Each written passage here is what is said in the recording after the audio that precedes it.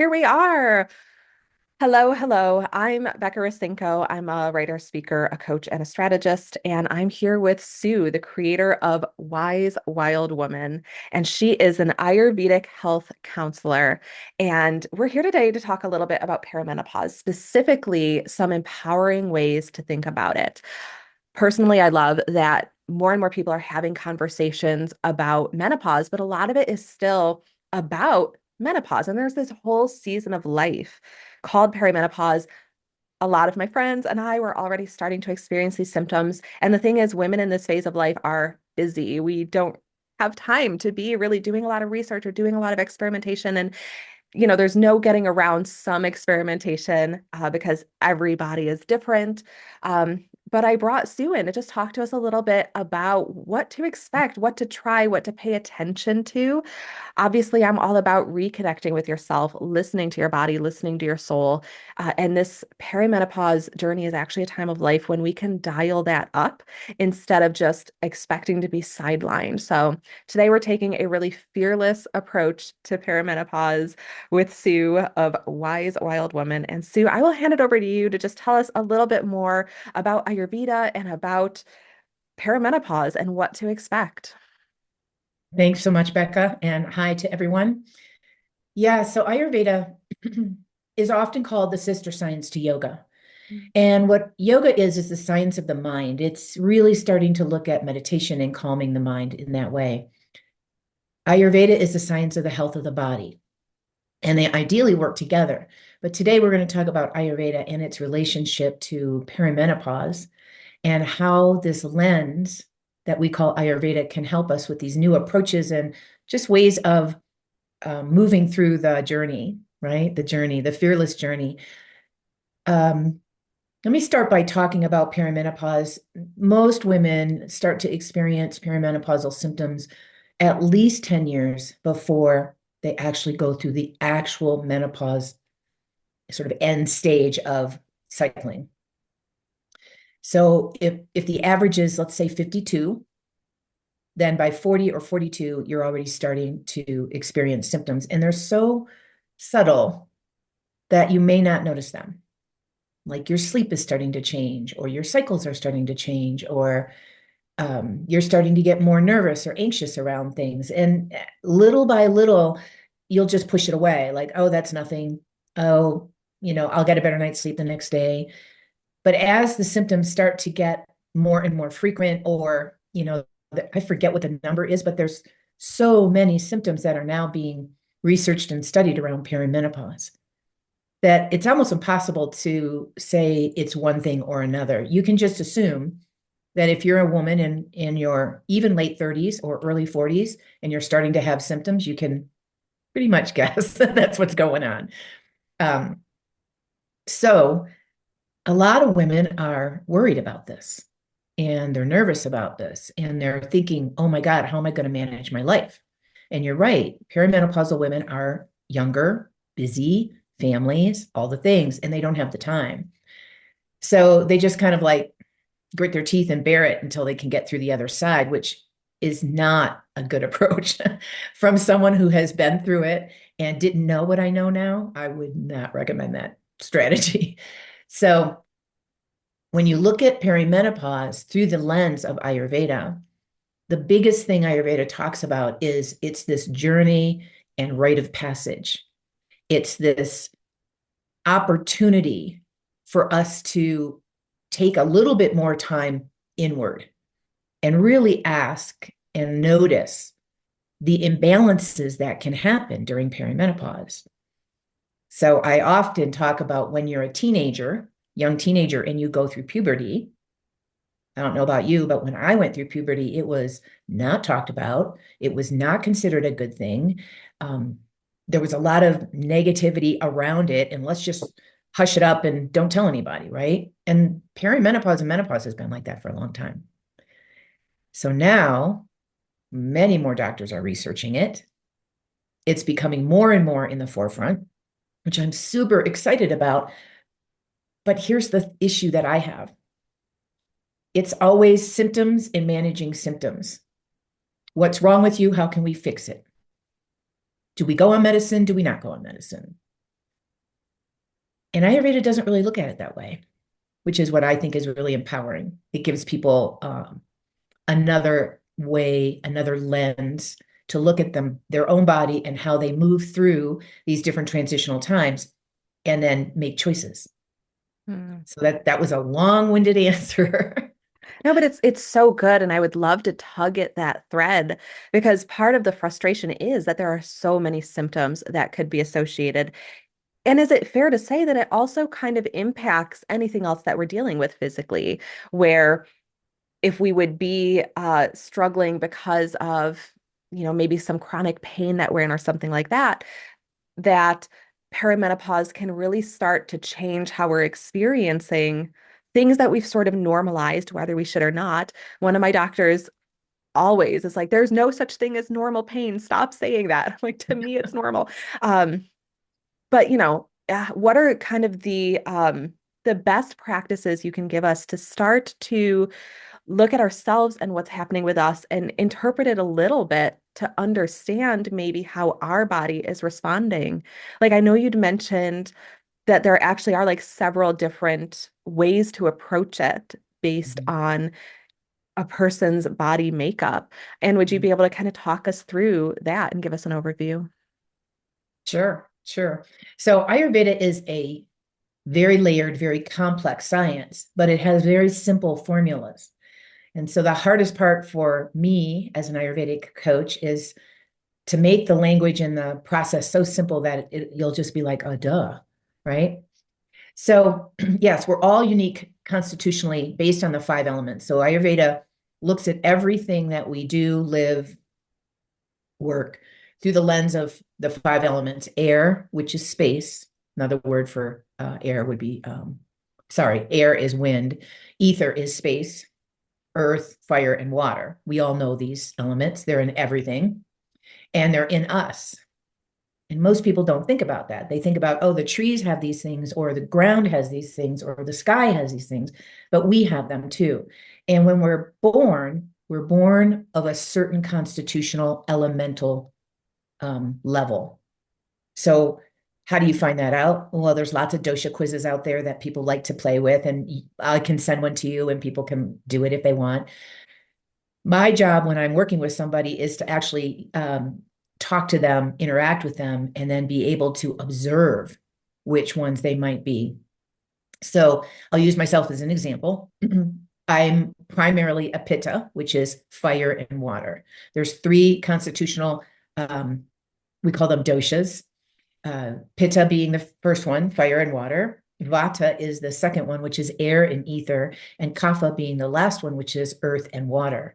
And if you could just think about what those elements, the qualities of those elements are, fire is hot and fiery and intense, right? Most entrepreneurs are full of fire. They're very pittic by nature. And then the the water element and the fire, if they're working well together, they're going to balance each other. But if they're not working well together, think about a smoldering fire that's not really burning, but it's not really out either. And it can create a lot of imbalance. So this is true for all the doshas. And I use myself as an example because I know myself so well. So Vata, let me just go through the doshas real quick and then I can go back. Vata is air and ether. So just think of space and wind. There's not a lot of grounding going on. There's not a lot of stability going on. There's not a lot of structure. And in the eyes of Ayurveda, perimenopause is a vata imbalance. It's very erratic. It has no structure. One day you're going to feel one way, and one day you're going to feel another way. The hormones are all over the place.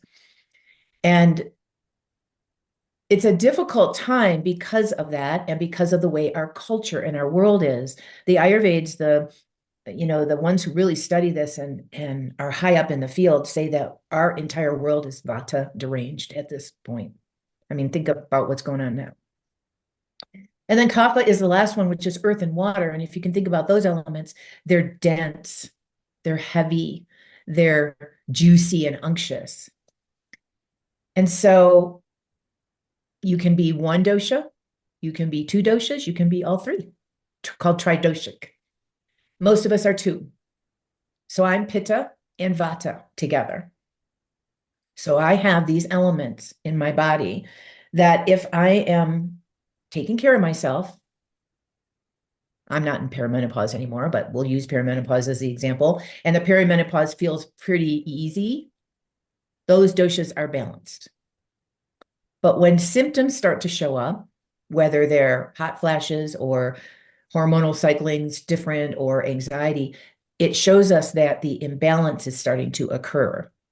Western medicine says it's hormones, and it is. Ayurveda says it's an imbalance of the doshas. I'm learning And so much so, already. yeah. And so when you're looking at your own self and you're saying to yourself, well, I'm not sleeping very well, like I am really all over the place, we would call that a vata disturbance because there's no solid, even sleep going on. It's like, you know. And so that's number one. We have to start to really think about how we're put together and these elemental qualities that we have in us just naturally. And then when these imbalances or these symptoms, we call them, start to show up, we go, well, what is it that I'm doing? Because our hormones are doing one thing, but a lot of times the hormones are reacting because we're in perimenopause, but it also reacts because of the way we live our life and the choices we make. So if I'm a pitta and I'm full of fire and I'm burning the candle at both ends, and my body's going through perimenopause and I'm too busy to worry about it, those symptoms of fire, out of control fire, is going to get worse. So hot flashes, anger, things that make you hot, rashes, sleep, night sweats at night, all those things are fire driven imbalances. So then I'll get into the next kind of principle, which is what to do about it, right? The second part of thinking about who we are in our balances or imbalances is to understand this principle of opposites. And opposites balance our constitution or anything else in the world, if you think about it. And the most simple thing for me to explain to you is if you're hot, you're outside and it's a hot day and you're standing in the sun, what are you going to do? Naturally, you're going to go to the shade or you're going to go in the air conditioning or you're going to drink some cool water. What are you doing? You're trying to create a balance in your system. Now, we do this all day long, but we don't ever think about it. Or have you ever eaten anything really hot and spicy? And you're like, ugh, what's the instinct? You To want to drink go some for water, but water. it's a bad idea. Yeah. It's a bad idea, but that's the instinct. And so when we're thinking about perimenopause and these symptoms that we can get, because our hormones are fluctuating, they are. And the understanding is if we're working in our life, making choices in our life, that's going to make our imbalances more challenging. The hormone dropping and fluctuating is going to get worse. They're not going to go like this. They're going to go like this. Mhm. Does that make sense? Yeah. So, had I known this when I was going through my perimenopause, because I had terrible night sweats and hot flashes, those were my kind of biggest issues. It was a total pivot imbalance. All I had to do was start to think about not pushing myself as hard as I was during the hot part of the day or the intense of the sun. Like I was a runner at the time. What was I doing? I was running in the middle of the day. You know, had I known that, I would have just, I could have kept running, just run in the morning or run in the evening. Don't run in the middle of the day. So it's simple and also a little bit like, I like to think of it as fun. You know, like if you think about yourself and the way you live your life, would you say that you push yourself really hard and then you get exhausted? Or are you pretty even and you don't really do that? And you listen to your body signals pretty quickly? It's something I've had to learn for sure. Yeah. I think when I was younger, and I see it a lot in my generation, as a matter of fact, I've been saying the new midlife crisis is trying to do everything and eventually realizing you can't. I think there's such a temptation, And there are a lot of expectations and there's a lot of pressure, but you're just going, going, going, going. And it's almost a badge of honor still, even as people are starting to question hustle culture and all of that. It's a lot harder to actually let it go than it is to change the conversation about it. I feel like the conversation has been changing, but getting the actions to follow. There's something innate in us that wants to do everything. And sometimes it means doing things for ourselves, and sometimes it means doing things that really matter to us. So it's not necessarily just meeting everyone else's expectations, but there is a little bit of frantic activity that is Yeah. nonstop. And one of the things I talk about a lot is how our energy tomorrow is impacted by what we do today, but it's really not just about did you sleep, did you eat, did you exercise? It's really about how our energy is flowing throughout the day and whether we're being filled or emptied. And it's almost like you're adding on another layer to that, where it's not just the activities you're putting in the day, but it really is how you're balancing the day itself. Where you can do a lot of the activities you need to do, but how you do them and when you do them has an outsized impact on how you're going to feel tomorrow, or even like how you're going to sleep tonight. And Exactly. so, practically speaking, what are some other great ways you mentioned, like maybe not running at the hottest part of the day? What are some other things that we really need to keep in mind for balancing out that frantic activity that so many of us are drawn to? Well, again, I have to go back to the doshas because what you would need and what I would need would be different. So, what are some of the common perimenopausal symptoms? Anxiety.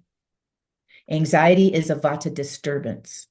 It's air and frantic wind and frantic air all over the place, right? And too much what I call swirling energy up. It's moving upward rather than grounding downward. And so if you have this anxiety, the best thing to try to do is some kind of structure, some kind of grounding activity. Now, it could be meditation. Not everybody likes to do meditation. It could be a walk out in nature. It could be sitting down and having a cup of tea and watching the birds in front of your window just for a few minutes so that you create this grounding energy that instead of the energy moving up in a swirl, it starts to go down. Deep belly breathing is a really great one. And that old analogy of, take 10 deep breaths. I mean, I heard that when I was a little kid, um, is a really, really helpful thing to do with any of that sense of overwhelm, anxiety. I can't get focused. I'm all over the place. Those are all vata disturbances. Digestive issues, common in perimenopause, vata disturbance. So I'm going to go to my third point. So if we understand our constitution, our elemental makeup, and then we understand that the opposite qualities can help balance us based on the symptoms we're having. Then the third piece is setting up a structure of the day, what Ayurveda calls dinacharya. And basically, it just means looking at your day, anchoring your morning routines, anchoring your evening routines so that there's like an endpoint, and then trying to structure your day in such a way that you can get everything done, but you said it, you're mindful, you're more purposeful, you're taking maybe a couple of like mini breaks throughout the day, even just a couple of deep breaths in between meetings or in between things. One of the things when I was in this stage of life, I was working as a yoga therapist and a personal trainer. And my work was driving from client to client and business to business all day long, every single day. I really was happy to have the moment in the car between one point and another because it gave me that moment of disconnection and then refocusing for the next thing. But I'm driving around in a car. Like, how grounded was that? That wasn't grounded. So I was pushing hard and then I was kind of flying all over the place all day long, every day. And of course, it pushed all my symptoms. Of course, it did. So again, I didn't know what I know now. Things would have been a little different. And then when you get into the other common symptoms for perimenopause is weight gain or weight fluctuation, puffiness, feeling bloated, weight retention, depression, sluggishness, all those kinds of things. That's a kapha imbalance. That's that earth and water that like, ugh, I can't get out of my own way. I can't get off the couch. I don't know if you know people like that. So those people and those symptoms need a little bit of fire under them. They need a little bit more like just go out and take a walk and shift your energy a little bit. Um, the foods we eat, Ayurveda looks at the lifestyle choices we have and the day-to-day choices we make, the foods we eat and how we eat them and what it is, and then um, sort of the relationships or your work environment, the life you create in your own home or work. Those three are big key factors. And it sounds simple, but I'll tell you a quick story about a woman that I'm thinking of.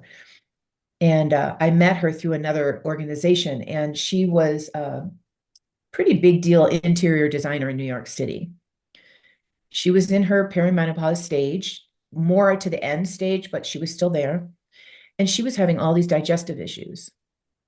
When I looked at her constitution, she was very pitic, but she lived her life very imbalanced as a vata. She lived in New York City.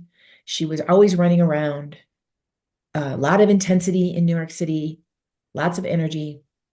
And her favorite food to eat, which is one question I always love to ask my clients, is what's your favorite food? What is your food that you will not give up? You know what hers was? Cheetos. Cheetos. What are Cheetos? Now, our Western culture mind would say, oh, it's full of preservatives and dye, and it's really bad for you. It's a, processed food. The Ayurveda part of me would say it's dry and hard and full of air. She was having all kinds of airy, imbalanced symptoms. And digestively, it was the biggest problem for her. So I just asked her to stop eating it for a while. I asked her to cook something and eat that instead. And she called me like a week later and she said, my stomach issues are all gone. That's Amazing. all she did. That's all she did. So sometimes it can be that simple. Simple but Sometimes not it's a little bit more easy, it complicated. sounds like. Sorry? Simple but not easy. Simple, but Ayurveda says do one little thing at a time. Make it simple. Mm. So, like in her case, it was Cheetos. She goes, "Can I eat popcorn instead?" I'm like, "No, no, no, no, no, no. Popcorn's going to do the same thing. It needs to be more grounded energy food, right?" So, yes, I helped her with that a little bit. But if you know this and you start to understand why you have these symptoms and not blaming it on perimenopause and it being a bad thing, Ayurveda says it's a state of transformation. We're moving from this one phase of our life into another phase of our life, and it's really an opportunity to have this growth and expansion, right? Last point I'll make is when we're looking at the doshas and these three elemental qualities, makeups, if you will, we also look at it in the season of life that people are in. When you're young, you're in what they call the kapha stage. You're growing and you're full of unctuous juices and think of babies, right? When you're an entrepreneur and you're busy and you're growing your family and growing your business, guess what stage you're in? You're in pitta, full of fire. And this is where people can burn themselves out. And then when you get through menopause, you're in the vata stage of life. And this is where we can have that opportunity of wisdom. That's that whole wise women's wisdom idea, right? We're wise. We have a little bit of deeper understanding of who we are as women and how we can impact the world because we're no longer in that fiery stage of life. We can back up a little bit and go, what do I want to do for the last 30 years of my life? Right. And it's an amazing opportunity if we take it. Isn't it a beautiful irony in a way that it's in the taking the foot off the gas that we can actually access so much more of our wisdom and a lot of the balance that we've been craving all along? Because even in the middle of all the frantic doing, I think a lot of us have a craving for some sort of balance. And I love this idea of using the elements as a way to pursue balance. It gives just a different way to approach what we tend to think of as a problem. Right. And it's actually just part of life. But having that to lean on instead of like when you actually get into hormones, it's such a it's just overwhelming immediately, especially because they shift throughout the month. And so even if you go for a blood test, they can only tell you what's there that day. And those who've been through fertility treatments know that to get a really good picture, you got to be going like every 3 days, which not practical, especially at a time of life when you're pretty busy. And a lot of doctors won't even prescribe it, don't necessarily know what to do with it anyway. And so I love this concept of being able to look at the symptoms and understand elementally what's happening and how that can help us find some really simple ways to balance it all out. Like, is that a fair way to Yeah, sort of summarize it? I think I would say so. Yeah. Um, if we can just remember that we are all part of nature and nature fluctuates, it does. And so we're in fluctuation phase when we're in perimenopause. We're letting go of one sort of part of us and opening up to another part of us. You can look at anything in nature and see that that does that on a regular basis. So we're switching seasons of life. That's what we're doing. And I even like to change the language from symptoms to imbalances because symptoms in our culture means bad and let's fix it. Now, a lot of times we are pretty uncomfortable and we do want to feel better. But if I use myself as an example and I go back to the hot flashes and the intense night sweats that totally messed up my sleep, had I understood this, I would have gone back and looked at my day and went, well, what could I shift or how could I add something in? Sometimes it's just a cooling element, like having cucumbers with dinner or a cooling herbal tea that can help. It doesn't have to be hard. And that would have probably helped me rather than the alcohol I was probably drinking, which Mm. didn't help at all. It's a common thing, right? All the ways we self-medicate instead of Yep. taking genuine care. And it's so easy to fall into that trap. So no judgment. But I think if we want to take a really empowering look at this season of life and embrace all the beauty that's available in it, there's something to be said for really looking at the root. So, I mean, you're still fixing in a way, but you're not covering it up. You're really treating the root and you're really taking care of that core piece of yourself and maintaining that relationship with yourself.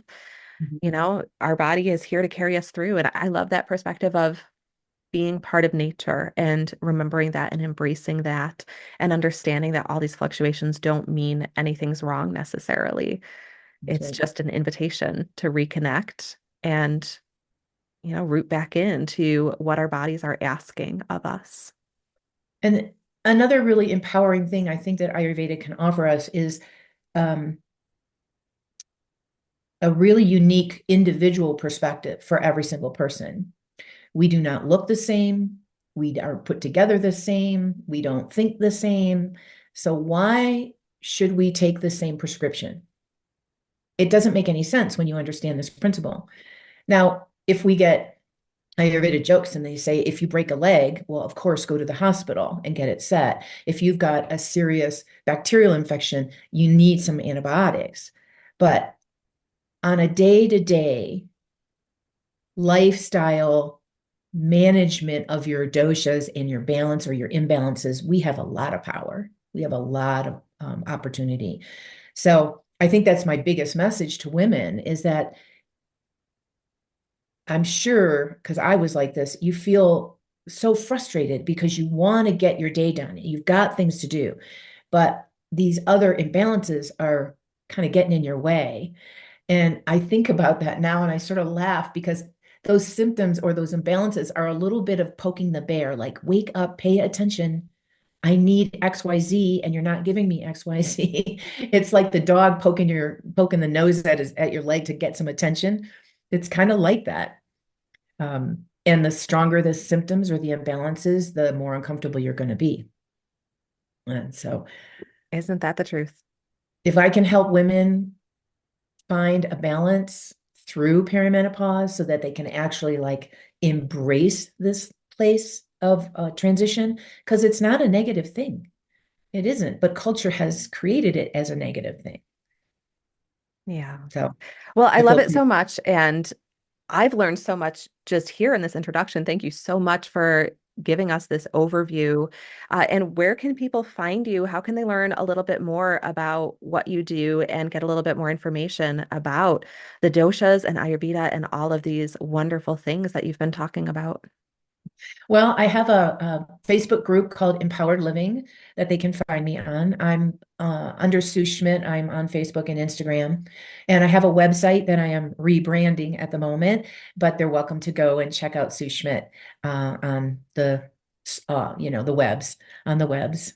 Yeah. We love the internet. Oh, and I have a YouTube channel too called Wellness with Sue. So Wonderful. you can go find me there. So, yeah, I will link all of that in the description. All right. And if I may be so bold as to tell your audience about a free offer that I am creating, and it's basically moving through this magical time of perimenopause through the lens of Ayurveda, and I'm giving 3 approaches for anybody going through perimenopause or approaching that time of life that they might have a different perspective, helping them get through this transitional time. I was hoping you would share that. I think we all need it. I can't wait to see it. So, I will link that in the description below as well. Okay. Thank you again, Sue. I really appreciate you. I appreciate all of the wisdom that you shared with us and the invitation that you shared with us to take a more fearless and empowering approach to perimenopause. You're welcome. It was my pleasure. Thanks so much. Bye, everyone. Bye.